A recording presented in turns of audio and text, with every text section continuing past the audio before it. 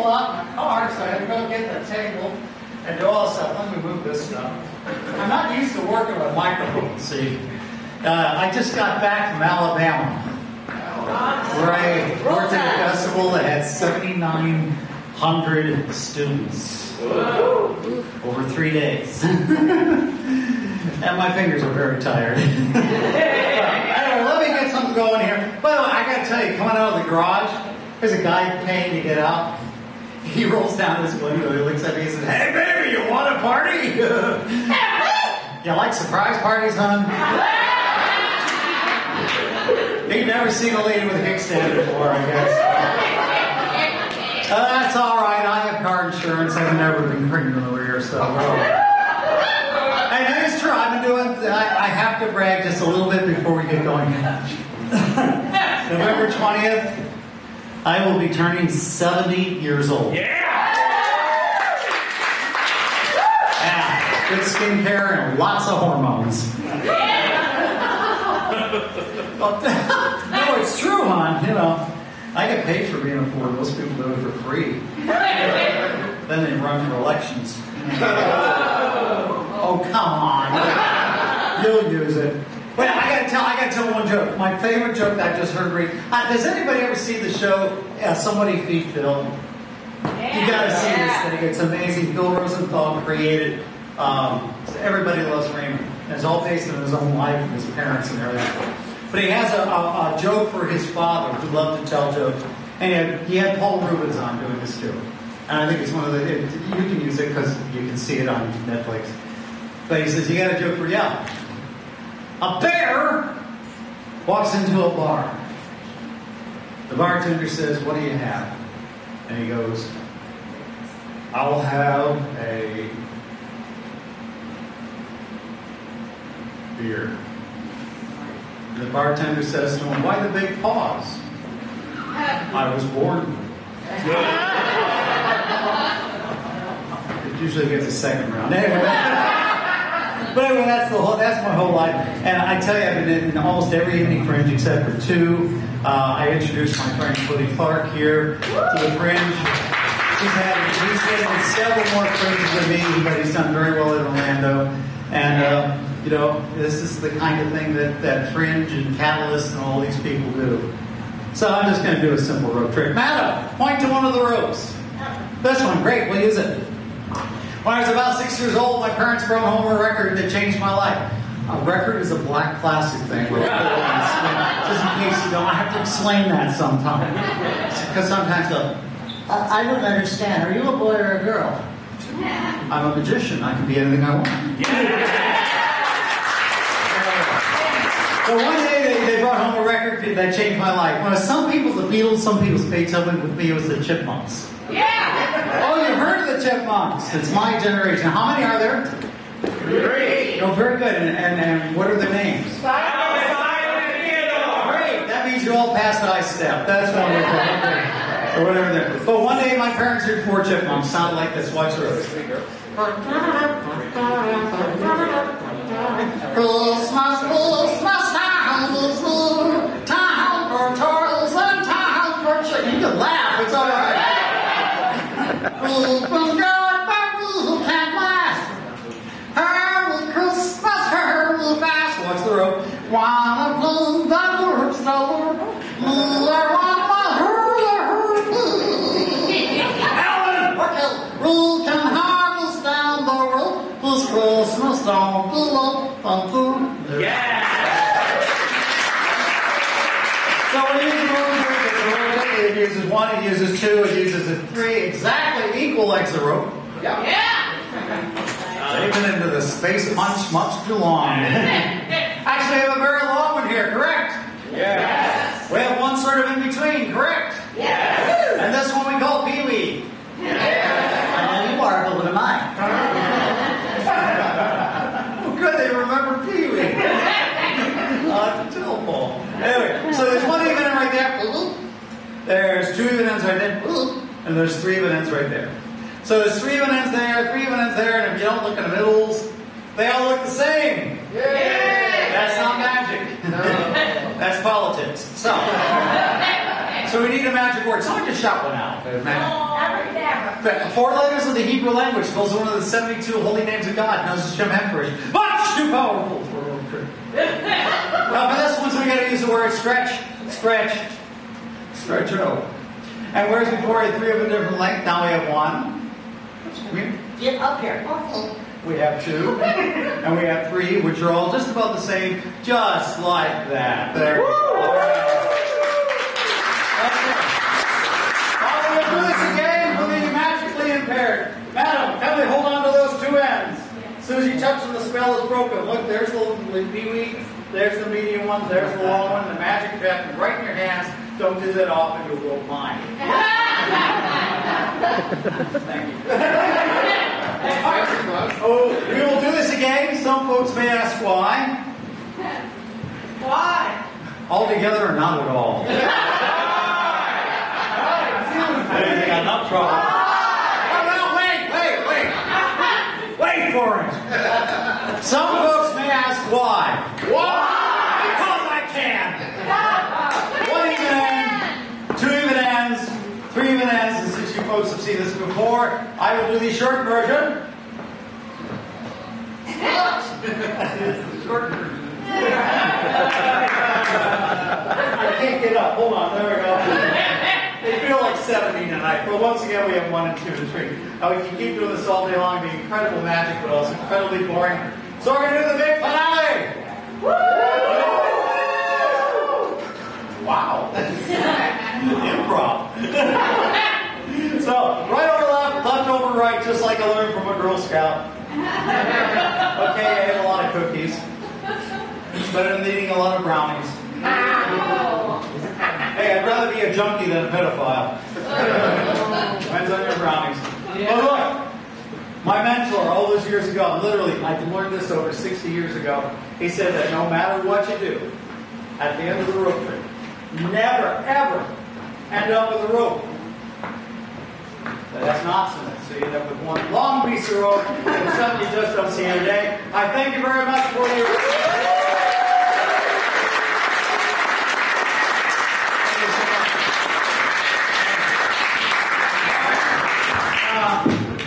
Like we were saying before, I really like doing stuff. My problem is, most people want to see a card trick. And I gotta tell you, I've been doing magic now, as I said, for over 62 years. And 8 years of my life were wasted. And about 2 years at the University of Indianapolis. Yeah, when I was there, I was Indiana Central College. And I'm stalling for time because I'm fixing the trick right in front of you. Yeah, I graduated from the University of Indianapolis before it was the UND here. Yes, they changed the name of the school twice since I got there. I am going to do a card trick, but it won't be a very good card trick. It really won't. It'll be a little sticky. Because you see, I've seen cards come out of the mouths. I've seen cards picked out of people's fecal matter. Feces earlier. And so I'm going to do a sneaky card trick right now. I need somebody to help out. You folks are right there in the front. Would you like to help? You've helped me so far. This is wonderful. Give her a nice round of applause, folks. You come over on this side. There. I'm here. Can you hear me all right? Yes! Okay, what's your name? Ziggy. Come right there, Ziggy. Now, I am glad that at least there's one other person tonight wearing a long gown. It's supposed to be a gala. Gala. It's going to be a launch party. No, you're wearing a suit. That's more good. That's perfect. Stand up, show them the suit.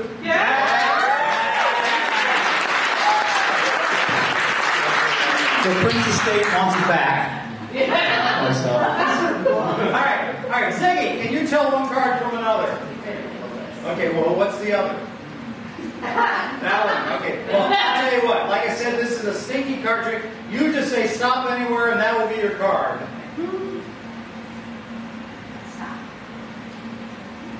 No, say stop anywhere, and that'll be your card. So let's try this again. Say stop anywhere, and that'll be your card.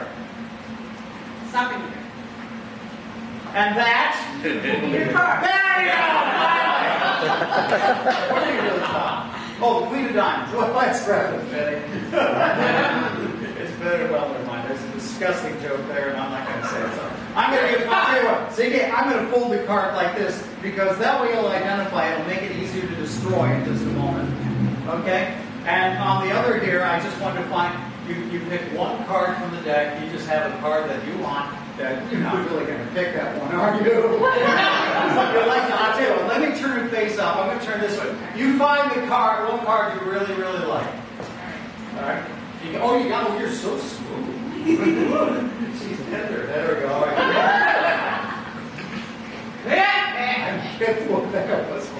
All right. All right. Everybody, show everybody the card here. There we go. Show it to the people in the back. Oh, they moved the mirror. Oh, well, I'll tell you. We'll identify it. Ziggy, write your name on the front of the card. That's the side of the card that tells you what it is. Because if you do it on the back, it's going to be a lot easier than this. Put it in big letters, yeah. Bigger than that. Okay. She's making artwork out of it. Okay, let me have the dog pen. No, the dog pen. Yeah. The shark pen. You don't get much better than that. Okay. All right. Put your card face down in my hand. Excellent. Boy, be careful with those daggers. There. Okay, wait. That's still your card. I just read this. I don't know why I'm shaking here. Sorry. I know why.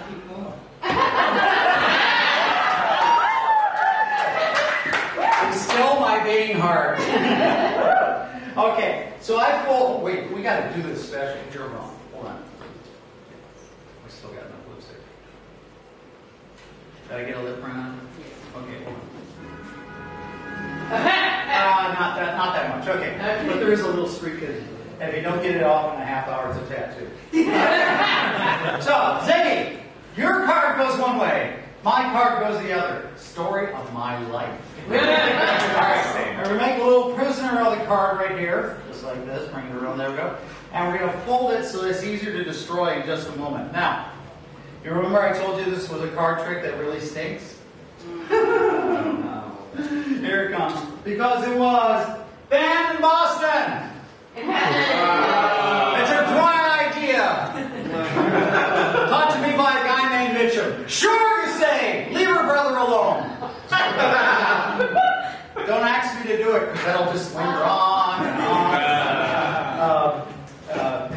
You know, I could give you the secret, but it's only for ladies. Right, Ziggy, hold on to the deodorant stick, all right? That's something you never thought you'd hear said to you at the beginning of the day. All right, folks, I got her card trapped inside my card, correct? We're going to tear both cards in half. By tearing both cards in half, how many pieces do we have?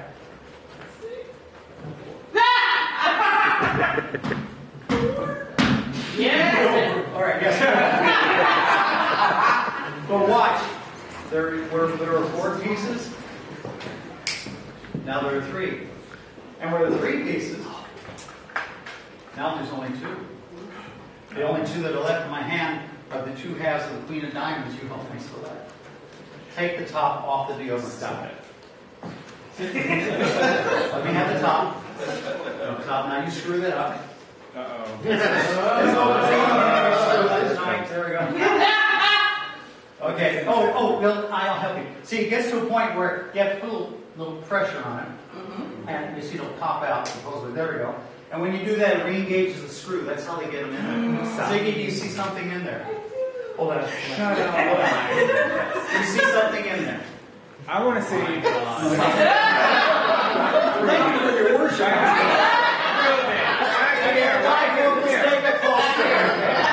All right, now Ziggy, put your hands in the tax collector position.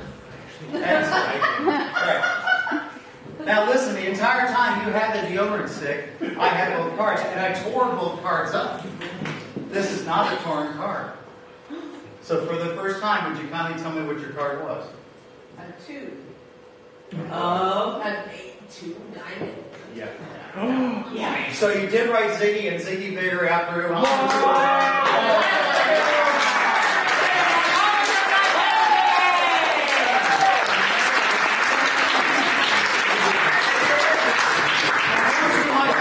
One more time, so we can playing with a full deck, which is more than you can say for me.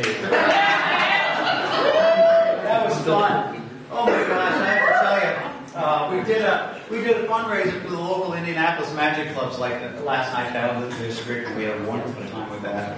And I literally just came back from Alabama. And I want to tell you a story, because I did the one magic. Well, I should do it like you want me to drag. Or I'm calling it. Oh, I'm not. Come on out. Okay. She's bringing the wine because she needs it tonight. Let's have a nice hand for our host.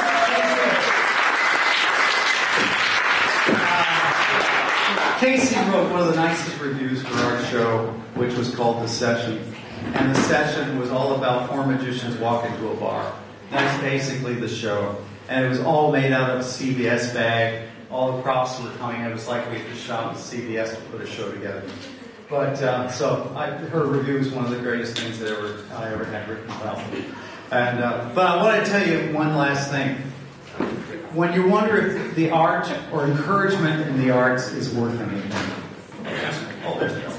I got to tell you this story. Now, when I'm in Alabama, I'm underneath a 200-year-old wet oak on a stage that's about 6 by 6, and usually there's about 750 students watching my show. And some of these children have never seen live theater or anything live as an entertainment before. Sometimes they're just a pain in the ass. Sometimes they're going, wow. And I had a wow moment myself. I got done with a show that had not really gone very well. This woman came up to me. She says, I don't think you'll remember me. I said, this was 14 years ago this happened. And she said that her daughter came up to me and said she wanted a career as an entertainer. Is it worth it? And I said, her mom said she can remember me saying, go for it. Because it is hard. It's not easy. But if you really love it and do what you want the best, then do it. Okay? Yeah. And the mom said to me, she has recently become the lead mezzo-soprano at the Dallas Opera Company. Yeah. And she said it's all because I gave her that encouragement 14 years ago. And it gobsmacked me. I couldn't say. I kissed her hand, gave her a hug, and it was just, I stood on the back of the stage for a moment, and my wife came over and said, you okay? I said, no. And this happens to me all the time. I encourage as many people as I can. Don't give up.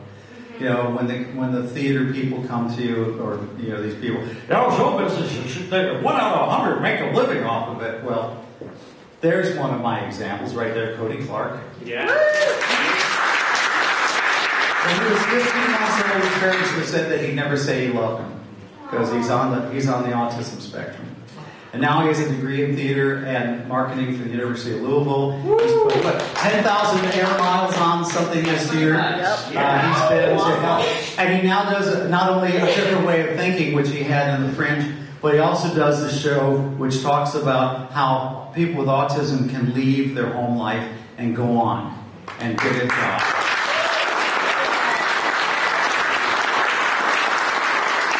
And I had more people come up to me. You encouraged me. A guy named Blake Voigt, who was a magician from Lebanon. I was at the magic shop at Union Station years ago. He said I paid attention to him. I helped him. I showed him. He ended up working on Ant-Man and the Wasp. He's the magician on Close Up Magic University. So you do these things, and it's what we do. We witness to our craft. Every time we perform, every time we talk to somebody, every time we get up and we make a big mistake. And I just want to thank everybody for having me here. I want to thank Casey, and thank you all for being part of the magic community tonight. Have a great night, and a big day tomorrow. I'm Kevin Martin.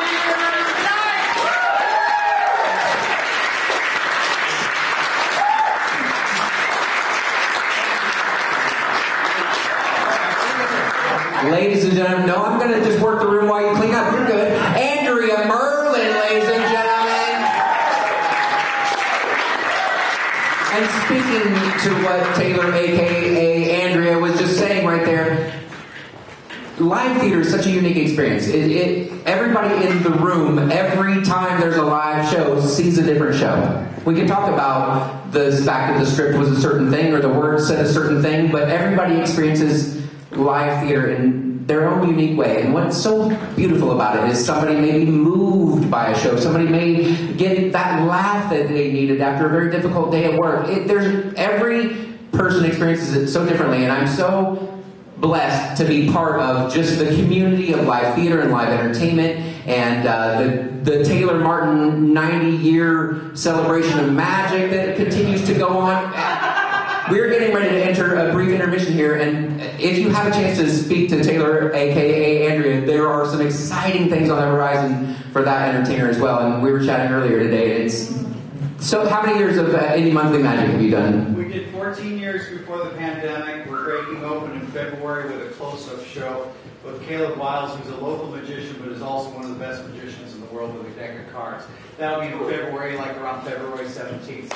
And looking at new opportunities and new venues and growth in that realm as well. And the same for Catalyst, who's not only part of the Indie Fringe, but part of the Grove House, part of the Bard Fest, part of so many just things, guys. There are so many opportunities. Before we go to the break, though, I did not have this list earlier. I just want to say a couple of these auction items out loud because there's so many things. If you've not stopped I've stopped at that table like 40 times.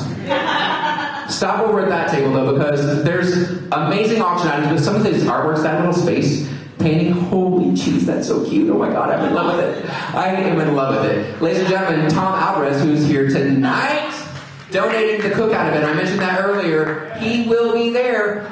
So it's not only food, it's Tom Alvarez. Ladies and gentlemen, he's a juggernaut of the Indiana art scene, a journalist, a reviewer, so many things. And that's a special moment to just share just his knowledge of this entire history of Indiana theater. 8-day distillery, making themed cocktails, a donation of the distillery tour, right? The mocktails are created by Adrian Harlow. Is Adrian in the room right now? Adrian Harlow.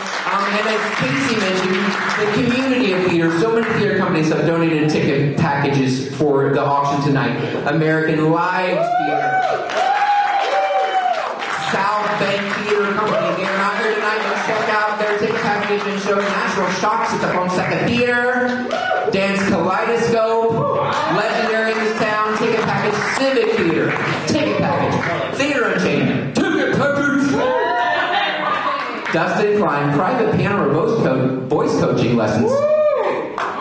I could use that. I don't have pockets. Okay, so ladies and gentlemen, we were going to originally take a 30-minute break, but you know what? There's so much exciting action to come, and I'm mildly tipsy. So we're going to take a 15-minute break, guys. Make it fast. Get some food. Get some snacks. Make some big.